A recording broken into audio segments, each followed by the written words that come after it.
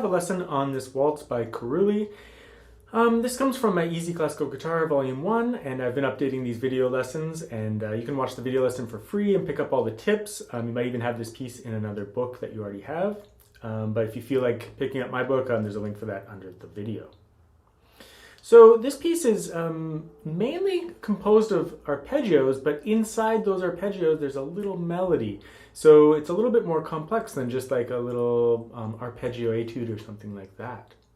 So when even though it's written as just two voices, there's kind of three levels here. There's a melody, which is this.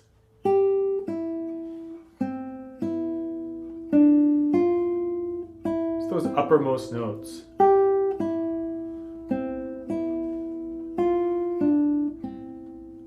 There's the bass voice. So this is a different level.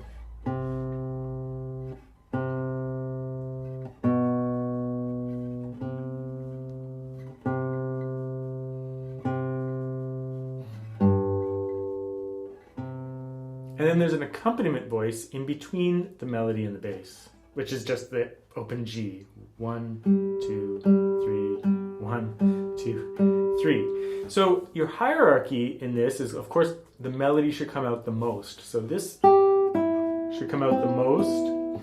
The bass can come out quite a bit too, though. The bass and the melody are not close to each other, so they can both be quite present. The upper notes of the melody will be heard as the melody because it's changing so often. But you want a certain amount of resonance in the bass to fill out the sound, so you can kind of hover on that sustain of the bass. And then the I finger, which is playing that accompaniment note, that inner voice, should be quite soft. Not as soft as possible, but certainly you don't want it to interfere with the other voices. So you don't want this. It's just, it would be in the way of the simplicity of the music. The music just wants to hear the melody. So when you add it all in, just keep that I finger kind of buried into the middle of the texture, not too loud, so the melody can sing out. So you might want to start just by playing the melody on its own, so you can go through the whole piece and just play the melody on its own. Later on, it's not as clear, like in the second half of the piece. More just an arpeggio texture. So that first half of the piece, the melody is pretty clear, and the second half it's a little bit more just like an arpeggio texture. But nevertheless, you want to make sure you've gone through that and you've practiced bringing that note out. One suggestion that you might want to try out is that when you're practicing the piece, not when you're playing the piece, but when you're practicing the piece, try bringing that melody out, whichever finger it might be, with a rest stroke.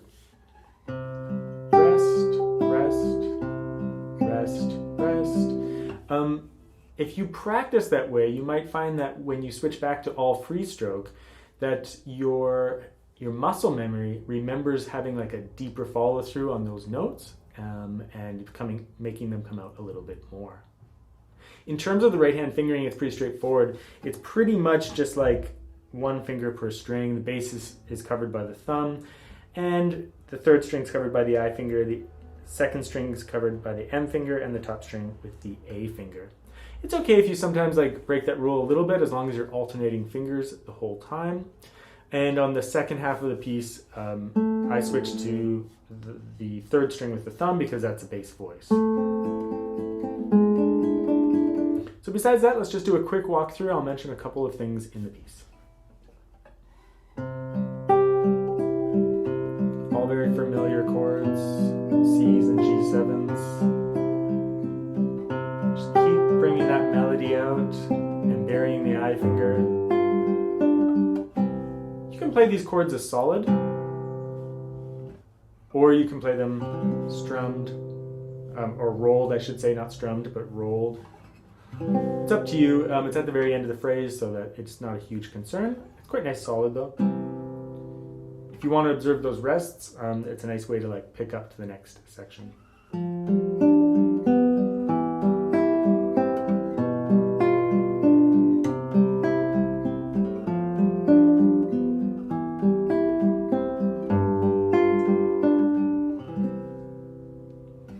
And then in the second half, we go a little softer, and it's more just arpeggios.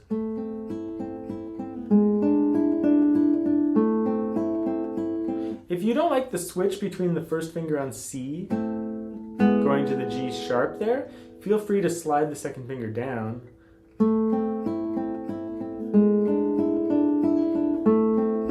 If you find that a little bit smoother. It is kind of tough to like go from that C to the G sharp. It's not that fast of a piece, so you can definitely do it, and that's the way I've notated it. Sorry. But you have to do it with a certain amount of finesse, making sure you sustain that C long enough. But like I said, sliding that second finger down does work nicely. So I'll leave it up to you. Choose one. I do use 3 there though, because 2, 3, it's pretty convenient to do that fingering there. Make sure when you're playing this chord here that these 2 fingers are ready for the next chord.